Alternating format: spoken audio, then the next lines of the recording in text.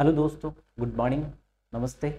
आज एक नया टॉपिक अपन डिस्कस करेंगे। आपके एग्जाम के अंदर बहुत बार पूछे जाने वाला क्वेश्चन है। उस टॉपिक का आपका नाम है दैट इज द सक्शनिंग। क्या है आपका?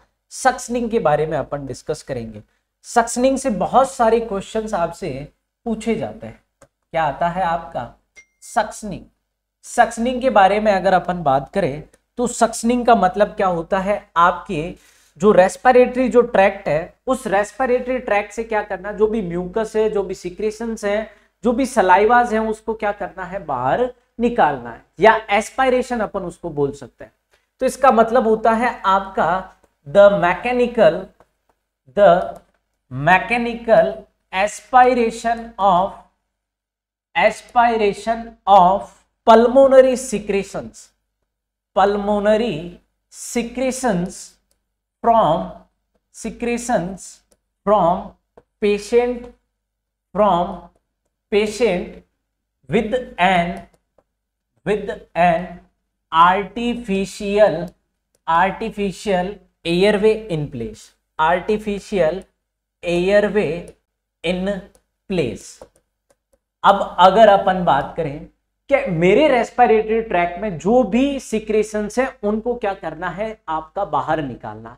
एक यहां पे इंपॉर्टेंट आपका क्वेश्चन जो बनता है, 5 स्टार मार्क आपका क्वेश्चन बनता है कि इस मैकेनिज्म में कौन सा प्रेशर आपका काम आता है। तो ध्यान रहे, मैकेनिज्म के अंदर हमेशा आपका नेगेटिव प्रेशर क्या आता है? काम आता है। और नेगेटिव प्रेशर से क्या आता है? जो भी सिक्रेशंस है उन सिक्रेशंस को अपन क्या कर सकते हैं? आप रेस्पिरेटरी ट्रैक्ट से बाहर निकाल सकते हैं। उसको अपन क्या बोलेंगे? सक्शन बोलेंगे। नेक्स्ट जो आपका आता है कि अपन बोले कि जो टाइप्स ऑफ सक्शंस होते हैं, क्या होते हैं आपके? टाइप्स ऑफ सक्शन क्या क्या होते हैं? तो टाइप ऑफ सक्शन की अगर अपन बात करें तो ये आपके 4 टाइप्स के होते हैं। कितने? 4 टाइप्स के होते हैं। एक आपका होता है ओरोफेरिंजियल। क्या होता है? ओरोफेरिंजियल सक्शन। क्या होता है? ओरोफेरिंजियल सक्शन होता है। सेकंड अपन बात करें तो आपका आता है दैट इज द नेजोफेरिंजियल सक्शन। क्या होगा आपका? नेजोफेरिंजियल सक्शन। तीसरा जो आपका आता है उसको अपन क्या बोलते हैं? That is the tracheostomy suction. Tracheostomy tube suction का नाम देते हैं। और अगर थर्ड आपका ट्रेकियोस्टमी सक्शन है तो फोर्थ कौन सा होगा आपका? वो होगा आपका that is the eighty tube suction. क्या होगा? एटी ट्यूब सक्शन होगा। दूसरी सबसे इंपॉर्टेंट चीज अगर बात करें कि जो आपका ओरोफेरिंजियल और जो नेजोफेरिंजियल जो सक्शंस हैं वो किसके अंदर आते हैं? अपर रेस्पिरेटरी ट्रैक्ट सक्शन के अंदर। किस में आएंगे? अपर रेस्पिरेटरी ट्रैक्ट सक्शन के अंदर आपके आते हैं। दूसरा अगर अपन बात करें तो जो ट्रेकियोस्टमी और जो एटी ट्यूब सक्शन है, वो ट्रेकियोस्टमी और एटी ट्यूब सक्शन किसके अंदर आता है आपका? वो आता है आपका लोअर रेस्पिरेटरी ट्रैक्ट सक्शन के अंदर। किस में आता है? लोअर रेस्पिरेटरी ट्रैक्ट सक्शन के अंदर आपका आता है।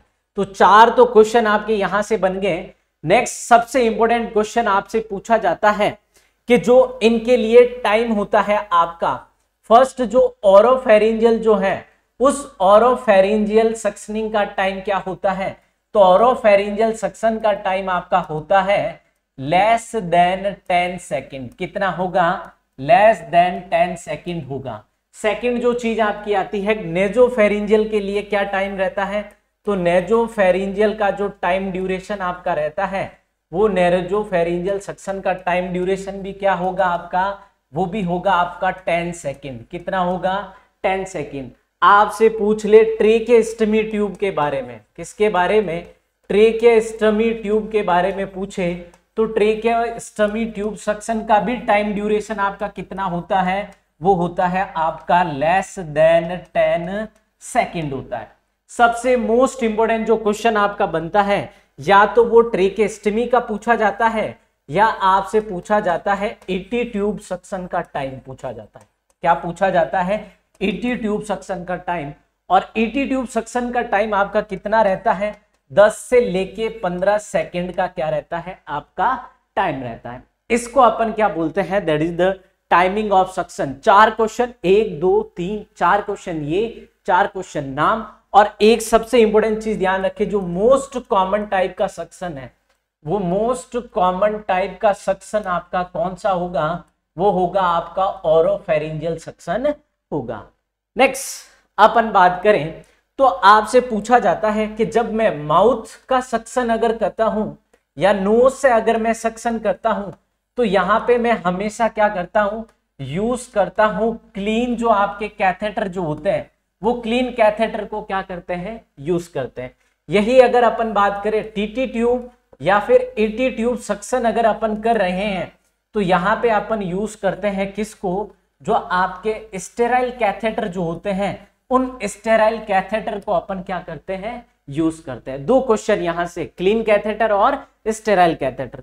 तीसरा अगर आपसे पूछ ले यहां पे जो कैथेटर अपन यूज करते हैं वो कैथेटर कौन से होते हैं, तो ध्यान रहे, एक तो कैथेटर अपन जो यूज करते हैं उसको अपन क्या बोलते हैं, योंकर्स कैथेटर बोलेंगे। क्या बोलेंगे, योंकर्स कैथेटर बोलेंगे, या फिर इसी को अपन क्या बोलते हैं, K90 कैथेटर के नाम से जानते हैं।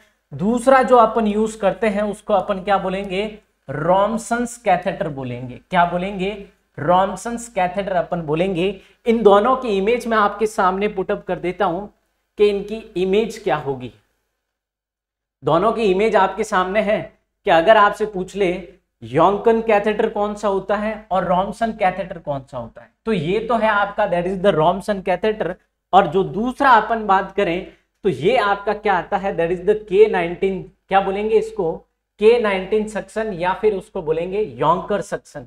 ये क्या है आपका योंकर्स और ये क्या है आपका रॉमसन्स है। क्या है, रॉमसन्स कैथेटर के नाम से भी अपन इसको जानते हैं। नेक्स्ट जो सबसे इंपॉर्टेंट चीज आपकी आती है कि जो साइज जो होती है आपकी, क्या साइज ऑफ कैथेटर की अगर अपन बात करें तो साइज ऑफ कैथेटर क्या क्या होता है, तो सबसे इंपॉर्टेंट चीज ध्यान रखें, अडल्ट के अंदर जो कैथेटर की साइज जो अपन यूज करते हैं वो कितनी होती है, 12 से लेके 18 फ्रेंच की होती है। अगर चिल्ड्रन की बात करूं तो चिल्ड्रन के अंदर इसकी साइज कितनी होती है, 8 से लेके 10 फ्रेंच की होती है। यही अगर मैं बात करूं इन्फेंट के अंदर, तो इन्फेंट के अंदर इसकी जो साइज होती है वो कितनी होती है, 5 से लेके 8 फ्रेंच की होती है। और एक सबसे इंपॉर्टेंट चीज कि जो 1 फ्रेंच आपका होता है वो 0.33 mm का होता है। कितना होता है, 0.3 mm का होता है। नेक्स्ट आपकी आती है मशीन के बारे में। क्या आता है, मशीन के बारे में। 2 टाइप की मशीन अपन यूज करते हैं। एक आपका आता है that is the portable suction machine. क्या आती है, पोर्टेबल सक्शन मशीन होती है। दूसरा अगर अपन बात करें तो आपका आता है that is the wall suction machine. क्या होगी, वॉल सक्शन मशीन आपकी होगी। दोनों की इमेज आपके सामने पुटअप कर देता हूं कि वॉल सक्शन मशीन कौन सी होती है और आपका पोर्टेबल सक्शन मशीन कौन सी होती है। भाई ये तो आपके सामने इमेज है, ये है आपका that is the portable suction machine. इसको अपन क्या बोलते हैं, पोर्टेबल सक्शन मशीन के नाम से जानते हैं। दूसरा जो आपके सामने आता है उसको अपन क्या बोलेंगे, that is the wall suction machine. क्या बोलेंगे, वॉल सक्शन मशीन। और हमेशा ध्यान रखें येलो कलर का होता है। इसका जो एपरेटस आपका होता है वो एपरेटस क्या होता है, आपका येलो कलर का देखने को मिलता है। तो ध्यान रहे दोनों मशीन, पोर्टेबल और वॉल सक्शन मशीन, दोनों अपन क्या करते हैं, यूज करते हैं। नेक्स्ट सबसे इंपॉर्टेंट चीज आती है इसके प्रेशर के बारे में। क्या चीज, सक्शन के प्रेशर के बारे में बात करें तो प्रेशर में जो सबसे पहले अगर मैं बात करूं, जो पोर्टेबल जो सक्शन मशीन का जो प्रेशर है, पोर्टेबल सक्शन जो मशीन है उस पोर्टेबल सक्शन मशीन का आपका क्या प्रेशर रहता है, तो ध्यान रहे अडल्ट की अगर अपन बात करें, अडल्ट के अंदर तो ये कितना रहता है आपका 10 से लेके 15 mmHg का होता है। यही अगर मैं चिल्ड्रन की बात करूं तो चिल्ड्रन के अंदर ये कितना रहता है आपका 5 से लेके 10, कितना रहता है 5 से लेके 10 mmHg का प्रेशर रहता है। अगर इन्फेंट की बात करें तो इन्फेंट के अंदर इसका प्रेशर कितना रहता है, 2 से लेके 5 mmHg का प्रेशर होता है। किसमें, पोर्टेबल के अंदर। सेकंड अगर अपन बात करें तो आपका आता है कि जो आपका वॉल सक्शन जो मशीन है वॉल सक्शन मशीन का प्रेशर कितना होता है? तो वॉल सक्शन मशीन का प्रेशर अडल्ट के अंदर तो आपका होता है 100 से लेके 120 mmHg होता है। यही अगर चिल्ड्रन की बात करें तो चिल्ड्रन के अंदर कितना होता है? ये 95 से लेके 110 mmHg होता है। और अगर अपन बात करें इन्फेंट के अंदर, तो इन्फेंट के अंदर ये 50 से लेके 95 mmHg का क्या रहता है? आपका प्रेशर रहता है। सबसे इंपॉर्टेंट जो आपका क्वेश्चन बनता है वो यही पूछा जाता है, अडल्ट के प्रेशर के बारे में और इन्फेंट के प्रेशर के बारे में आपसे पूछा जाता है। एम्स के अंदर सबसे इंपॉर्टेंट क्वेश्चन आपका यही है। नेक्स्ट आपसे पूछा जाता है प्रोसीजर का टाइम। क्या पूछा जाता है? प्रोसीजर का टाइम क्या होता है? तो प्रोसीजर का जो टाइम होता है वो होता है 5 मिनट का। कितना होता है? 5 मिनट का। अब इस 5 मिनट में आप क्या करते हो? 10 सेकेंड तो क्या करोगे? सक्शन करोगे। क्या करोगे? 10 सेकेंड सक्शन करोगे। फिर 30 सेकेंड का क्या करोगे? गैप दोगे। फिर 10 सेकेंड क्या करोगे? सक्शन करोगे। और फिर 30 सेकेंड का क्या करोगे? गैप दोगे। क्या दोगे? गैप दोगे। अब एक चीज ध्यान रखिए, जो गैप अपन देते हैं उस गैप के अंदर अपन हमेशा पेशेंट को क्या करते हैं? हाइपर ऑक्सीजिनेट करते हैं। क्या करेंगे? हाइपर ऑक्सीजिनेट। या फिर उस प्रोसेस को अपन क्या नाम देते हैं? दैट इज द बैगिंग का नाम अपन देते हैं। और 5 मिनट तक अपन पेशेंट को क्या करते हैं? सक्शन करते हैं। नेक्स्ट सबसे इंपॉर्टेंट आपकी आती है पोजीशन। क्या आती है? पोजीशन क्या क्या होती है? तो पोजीशन अगर मैं बात करूं, अगर पर्सन आपका कॉन्शियस है, क्या है? कॉन्शियस पेशेंट अगर है तो कॉन्शियस पेशेंट में सेमी फाउलर पोजीशन, और सेमी फाउलर के साथ में ही जो अपन क्या करते हैं, जो नेक होती है वो आपका हाइपर क्या होती है? एक्सटेंडेड होती है। क्या होती है? हाइपर एक्सटेंडेड होती है। यही अगर अनकॉन्शियस पेशेंट है तो अनकॉन्शियस पेशेंट के अंदर हमेशा अपन कौन सी पोजीशन देते हैं? लेटरल पोजीशन देंगे। कौन सी? लेटरल पोजीशन अपन पेशेंट को देते हैं। आपके सामने अब मैं एक वीडियो प्ले करूंगा जिसमें सक्शन की प्रोसीजर के बारे में बताया गया है कि सक्शन कैसे करते हैं। Please.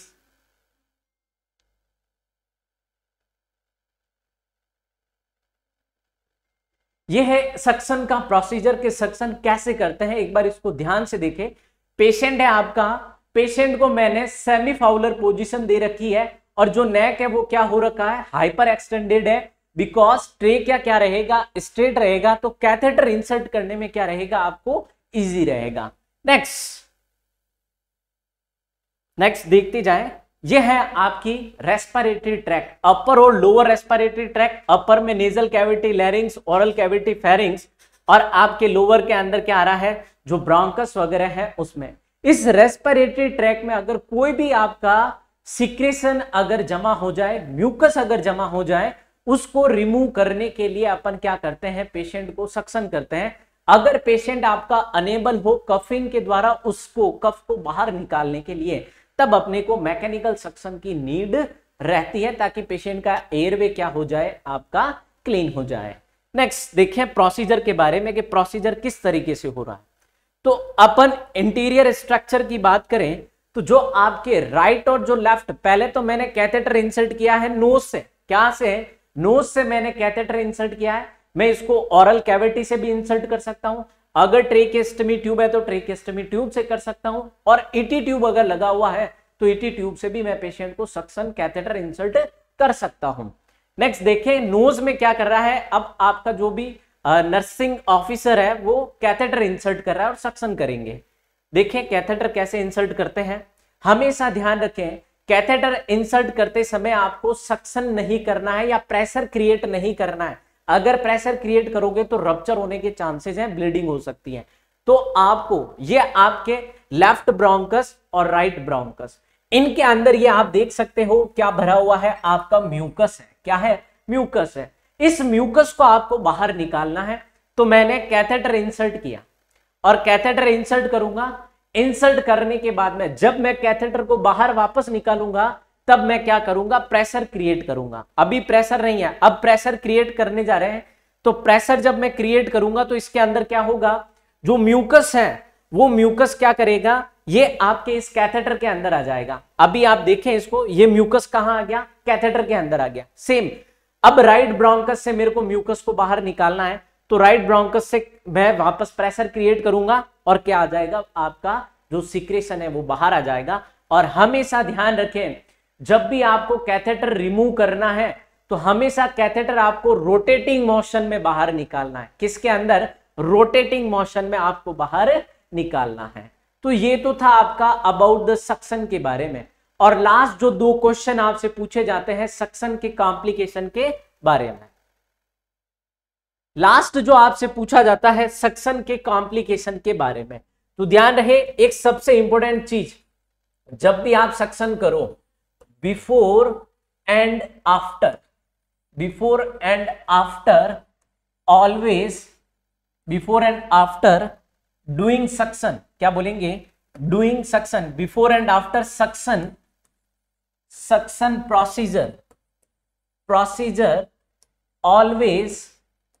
Always hyper oxygenate patient, always hyper oxygenate, और कितना 100% to patient, oxygenate to patient. आपको सक्शन से पहले और सक्शन से बाद में पेशेंट को क्या करना है, हाइपर ऑक्सीजनेट करना है। नेक्स्ट इसके आते हैं कॉम्प्लिकेशंस, जहां से आपके क्वेश्चन बनते हैं, बहुत बार बने हुए क्वेश्चंस हैं। सबसे पहला तो आपका आता है दैट इज द पेशेंट को क्या होता है, हाइपोक्सिया की कंडीशन होती है। हाइपोक्सिया के बाद में पेशेंट को क्या, हाइपोक्सीमिया की कंडीशन देखने को मिलती है। तीसरा सबसे इंपॉर्टेंट कॉम्प्लिकेशन आपको देखने को मिलता है दैट इज द ब्रेडिकार्डिया की कंडीशन। और लास्ट जो आपको देखने को मिलता है कि जो इंट्राक्रेनियल प्रेशर है वो क्या हो जाता है, आपका बढ़ जाता है। सबसे इंपॉर्टेंट 5 स्टार मार्क क्वेश्चन है आपका, फेवरेट क्वेश्चन अगर एम्स का मैं बात करूं सक्शन से रिलेटेड, तो वो या तो प्रेशर से पूछता है या फिर आपको कॉम्प्लिकेशन से पूछता है। 2 कॉम्प्लिकेशन आपको ध्यान में रखने हैं, ब्रेडिकार्डिया और हाइपोक्सिया के बारे में आपको हमेशा ध्यान में रखना है। तो गाइस ये था अपना सक्शन के बारे में, जहां से आपके एग्जाम के अंदर बहुत बार रिपीटेड क्वेश्चन आपसे पूछा जाता है। तो अपना टॉपिक अपन यहीं पे खत्म करेंगे, आपसे अलविदा लेंगे। Thank you so much.